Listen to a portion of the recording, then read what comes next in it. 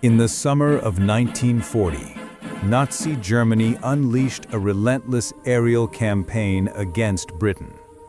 Fresh from victory over France, the Luftwaffe expected the skies to fall in weeks. Instead, they entered one of the most decisive battles of the Second World War. Against impossible odds, Britain held firm. So, what went wrong for the Germans? We're inside the operations room at Duxford, once the nerve center of local defense. Today we're examining the Battle of Britain not from the British viewpoint, but through German eyes. Because from that angle, the Luftwaffe was not the invincible force it appeared to be.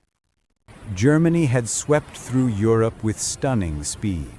France and the Low Countries collapsed in weeks. Hitler now demanded Britain's surrender. The Luftwaffe's mission seemed straightforward: destroy the Royal Air Force, seize control of the skies, and make way for invasion. But beneath the triumph, the Luftwaffe was already bleeding. They had lost 30% of their bombers, 30% of their dive bombers, and 20% of their Bf 109 fighters during the fall of France.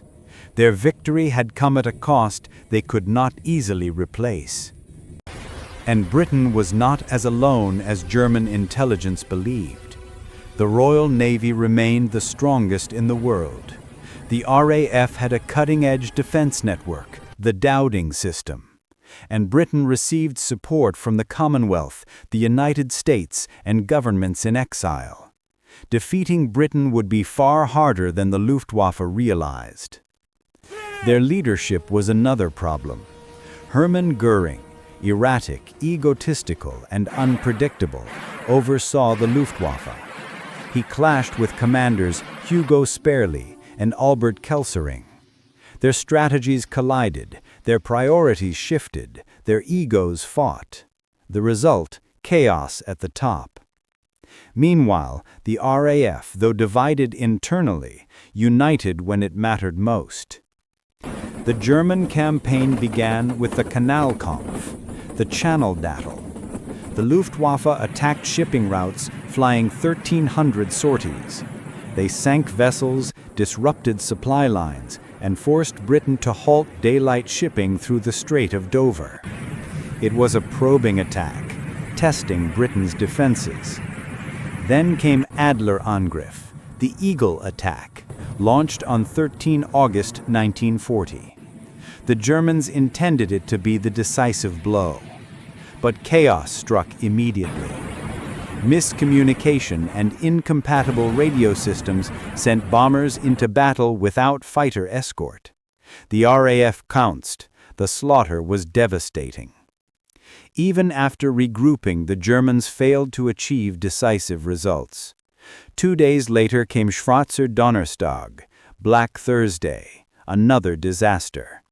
And on 18 August, the hardest day, both sides suffered heavy losses in massive aerial battles. But while the Germans believed the RAF was near collapse, British strength remained far higher than their intelligence claimed. And that intelligence was deeply flawed. Göring's advisor Beppo Schmid repeatedly underreported RAF numbers. Kesselring believed fighter command was almost wiped out. In reality, Britain still had 600 to 700 fighters and more in reserve. Meanwhile, every German pilot shot down was lost forever. British pilots could bail out, land in friendly territory, and return to battle. Then came the psychological burden: Kanalkrankheit, channel sickness. German pilots feared the Channel more than the RAF. Weight loss, depression, diarrhea, exhaustion. Pilots carried pistols in case they crashed into the sea. By late summer, morale was breaking. On 24 August, a German bombing error dropped bombs on London. Churchill retaliated by bombing Berlin. Göring, furious, shifted the Luftwaffe's focus from RAF airfields to London itself. It was a strategic catastrophe. It gave the RAF room to breathe. It shortened German fighter endurance to minutes over London. And it forced German aircraft to do two impossible jobs: escort bombers and hunt British fighters. The Blitz began. London burned, but British morale held firm. It was the Luftwaffe that began to crumble. On 15 September, Battle of Britain Day, the Germans launched their largest air assault yet. Britain threw everything into the sky. The Luftwaffe was stunned to find the RAF alive, strong, and ready. German crews returned shattered. Between mid-September and October, nearly 80 German airmen attempted or committed suicide from exhaustion and despair. Their breaking point had arrived. By late October, daylight raids stopped. Hitler postponed invasion, and by 1941, the Luftwaffe turned east, to the Soviet Union. So, why did Germany lose the Battle of Britain? Because their leadership was fractured. Their intelligence was wrong. Their strategy was confused. Their aircraft stretched beyond limits. Their manpower exhausted.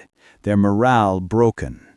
The Luftwaffe tried to do too much, and ultimately achieved too little.